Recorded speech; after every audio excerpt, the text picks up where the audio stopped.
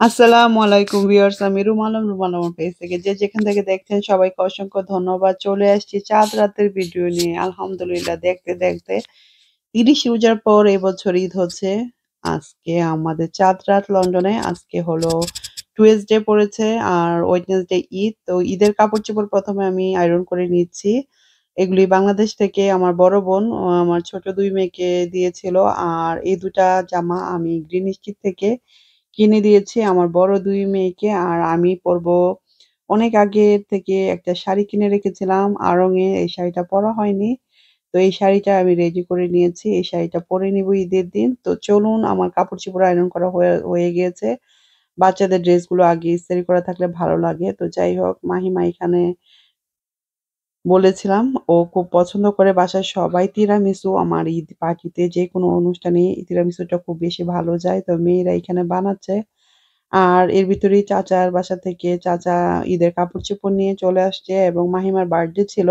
তো মাহিমাকে এম একটা গিফট পাঠিয়ে দিয়েছে। তো চলুন দেখি মাহিমাকে কি গিফট দিল। এম আলিশবা, চাচার মেঝো মেয়ে। তো আলিশবা আর মাহিমা ওরা দুজনের সিমিলার এইজ ১-২ বছরের ছোট বড়। ও এবার জিসিএসসি দিবে আর মাহিমা এবার কলেজে পড়ে। তো ২ থেকে ২.৫ বছরের ডিফারেন্ট হবে। তো ওর জন্য ছোট্ট একটা সুন্দর পারফিউম নিয়ে এসেছে। এটা খুবই সুন্দর। মাহিমা খুব পছন্দ করেছে। আর আজই এপ্রিল মাহিমার বার্থডে। তো আজকে ৯ তারিখ। তো ওর জন্য এইজন্য নিয়ে আসলো। তো আমরা আসলে রমজান মাসে তো ভিডিওটা আ তেরকম কিছু করিনি। আর ভিডিওগুলো I থিংক আপনারা সবাই দেখতেছেন। তো আজকে চাঁদ রাতের ভিডিওটা নিয়ে চলে আসলাম। তো মাহিমাকে দিলাম তিরামিসু বানাতে। ও এগুলি পেয়ে আর ওর ফ্রেন্ডকে পেয়ে চলে যাচ্ছে। ও ফ্রেশ ক্রিম অলরেডি বানিয়ে টানিয়ে চলে গেল। তো আমি এখান থেকে দেখি যে এগুলি টেবিলের উপর পড়ে আছে। তারপর আমি এটা বানিয়ে নিলাম। তিরামিসুটা এত মজার একটা ইটালিয়ান ডিশ আর খুবই পছন্দ করে আমার গেস্ট সহ এবং বাচ্চাদের খুবই পছন্দ। তো তিরামিসুটা ঈদের চাঁদ রাতে বানিয়ে নিলে দেখা যায় সকালে বা বিকেলে এট লিস্ট 4 থেকে 6 আওয়ার্স রাখলে ভালো হয় অ্যান্ড ওভারনাইট তো আরো ভালো হয়। তো এই যে তিরামিসুটা বানিয়ে উপর দিয়ে ভালো করে লেয়ারটা খুব সুন্দর করে স্মুথ করে নিচ্ছি। তারপর চলে যাব ঈদ বলে কথা, সেমাই না হলে নয়। আমার বাসায় জর্দার সেমাইটা খুব বেশি ভালো যায়। দুধের সেমাই চাইতে জর্দার সেমাইটা আমাদের বাসায় সবারই খুব পছন্দ। তো আমি ২ প্যাকেট জর্দার সেমাই নিয়ে নিয়েছি। আসলে জর্দার সেমাইটা বেশি হয়ে গিয়েছিল। ১ প্যাকেট নিলেই হতো। আমি আসলে বুঝতে পারি নাই। তো ২ প্যাকেট সেমাই নিয়ে নিলাম। আর আমি জর্দার সেমাইটা কিভাবে রান্না করি সেটা আজকে শেয়ার করব। ১ম এ একটা ফ্রাই প্যানে বাটার দিয়ে দিলাম মানে ঘি। আর হলো গরম মসলা দিয়ে দিয়েছি, তেজপাতা, দারুচিনি, স্টার অ্যান্ড এলাচ দিয়ে এখন সেমাই ২ প্যাকেট দিয়ে দিব। তো আমার এখানে ২ ব্র্যান্ডের ২ টা প্যাকেট ছিল। একটা প্রাণের, একটা প্রিয়র। সো ২ টা দিয়ে আমি ই নারিকেল দিয়ে এই জর্দা সেমাইটা কিভাবে রান্না করি সেটা আজকে দেখাবো। ১ম এ আমি হাত দিয়ে ভেঙে নিয়েছি, তারপর আবার একটু ভেঙে দিচ্ছি।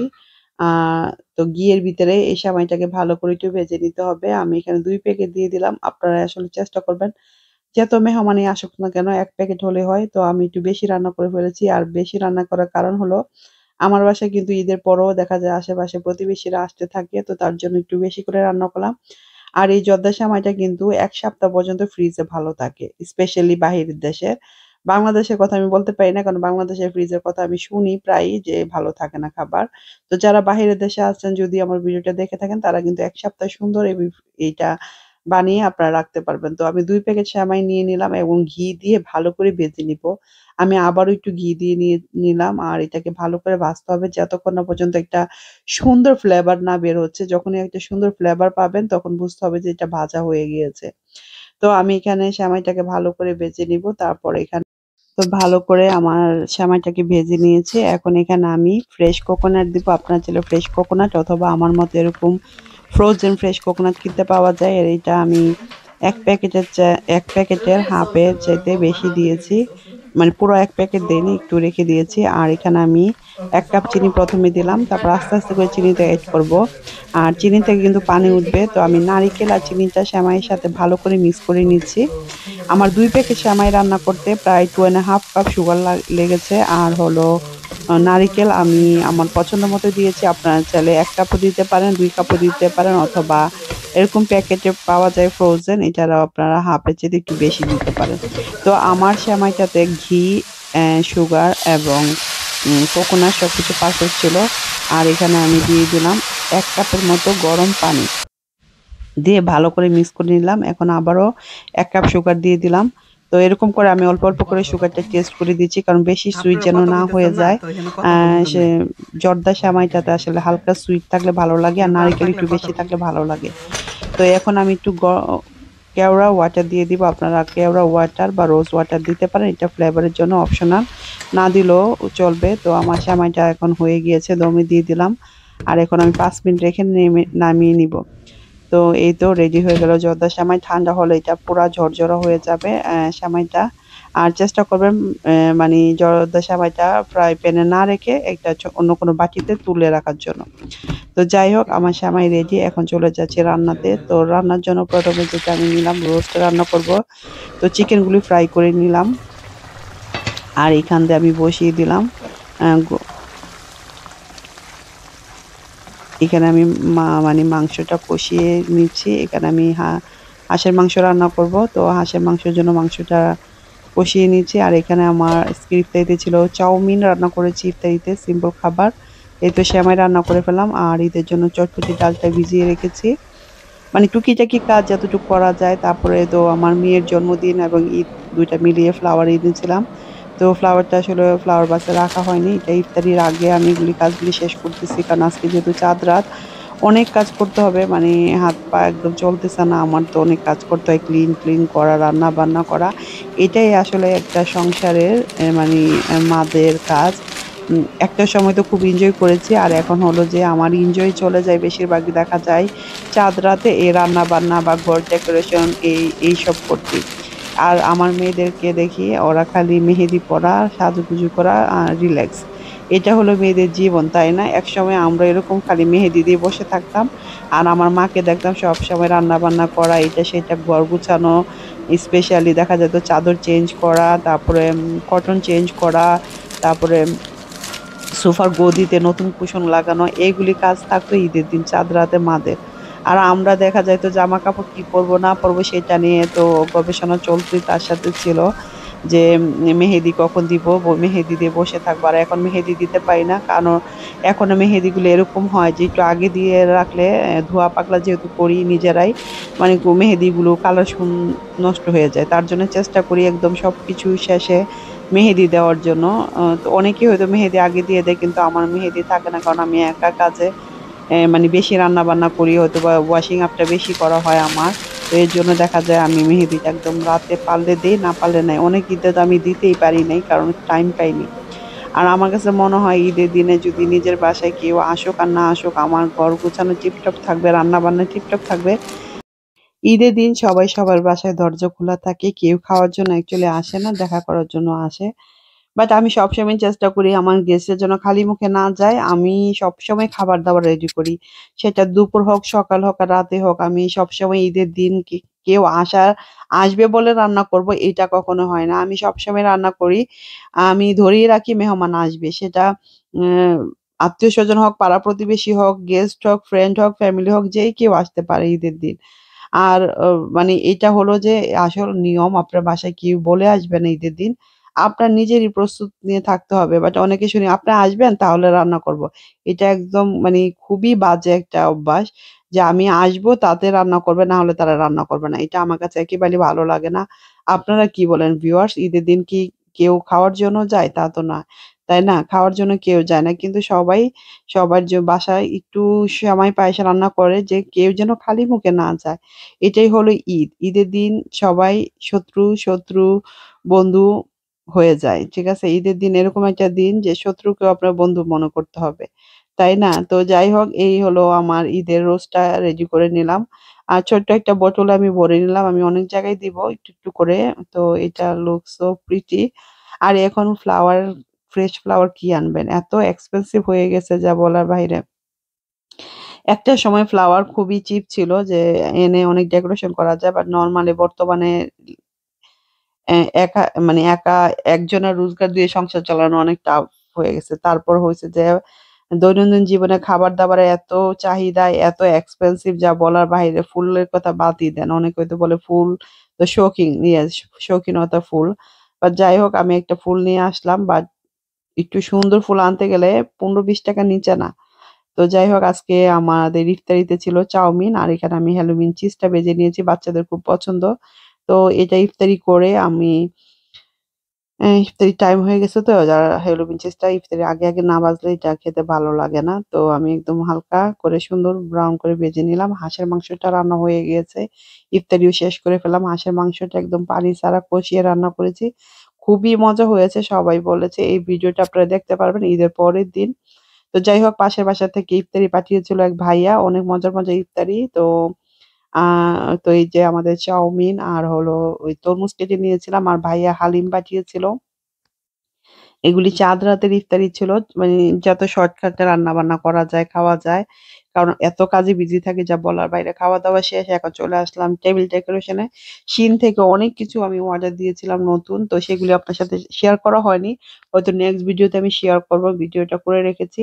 তো আসলে বললাম না রোজা রেখে আমার ভিডিও দিতে শেষ। সবাই কিন্তু চাঁদ রাতের ভিডিও, ঈদের ব্লগ সবকিছু দিয়ে দিয়েছে। কিন্তু আমি সবাই lazy girl, lazy lady. Not girl sorry lazy lady.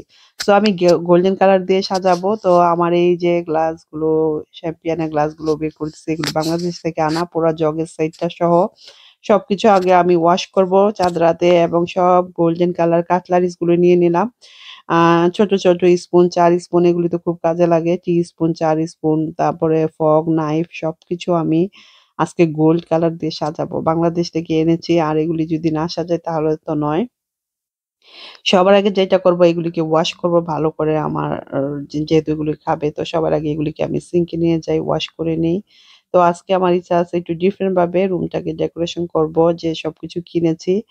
আর এই ভিডিওগুলো আমি পরে আপনাদের সাথে শেয়ার করব। আর যাই হোক এগুলো এখন সবকিছু সিঙ্কে নিয়ে যাচ্ছি। আর অলরেডি আমার আ মোটামুটি ওয়াশিং করা হচ্ছে একদিকে। আর এক হাতে করতেছি এই যে এখানে গোল্ডেন কালার অর্ধেক স্পুন ইউজ করে ফেলেছি। তারপরে এই যে আমি সিনের থেকে এই প্লাস্টিকের টিউলিপ গুলি আনলাম। এগুলো কিন্তু খুবই সুন্দর সফট খুবই ভালো লেগেছে। সবাই খুব পছন্দ করেছে আমার গেস্টরা। তো এটা দিয়ে আমি একটু মাঝখানে রাখতেছি।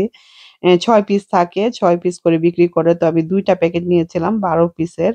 কিন্তু আমার কাছে মনে হচ্ছিল আরো অনেকগুলো লাগবে। কিন্তু খুবই সুন্দর। আ যে আমি হোয়াইট কালার নিচ্ছিলাম যে হোয়াইট কালারটা দেখা যায় অনেক সময় আমার ওই যে হোয়াইট কালার ফ্লাওয়ারের সাথে ম্যাচ করে নিলাম। অন্য কালার গুলো জানি না কিরকম লাগবে। বাট হোয়াইট টা খুবই ভালো লেগেছে। আমি আরো অন্য ডিফারেন্ট কালার ও নিবো। সবাই খুব পছন্দ করেছে। আর স্পেশালি আমার আম্মা, আন্টিরা সবাই বলেছে টিউলিপ ফ্লাওয়ার গুলো খুব সুন্দর এবং খুব সফট। অ্যা আর এটা এভাবে করে আজকে আমি আমার ব্রেকফাস্ট বারটাকে একটু সাজাবো। আর সাথে ছিল গোল্ডেন কালার টিস্যু হোল্ডার। আর এখানে আমি স্টার টিস্যু নিয়ে নিয়েছি 20 পিস টেস্কো থেকে। ঈদের দিন ঘর গোছাতে কে পছন্দ করেন? স্পেশালি ডাইনিং টেবিল সেটআপ করা আমার কাছে তো খুবই ভালো লাগে। রুম গুছানো, লিভিং, ডাইনিং সবকিছুই। সবগুলো রুমের ভিডিও আসলে একা করা অ সম্ভব না। তো আমি যেখানে ফোকাস দেই সেটাই আপনাদের সাথে শেয়ার করি। যেহেতু ডাইনিং টেবিলটা কিচেনের সাথে খাওয়া-দাওয়া তো ঈদের একটি স্পেশাল।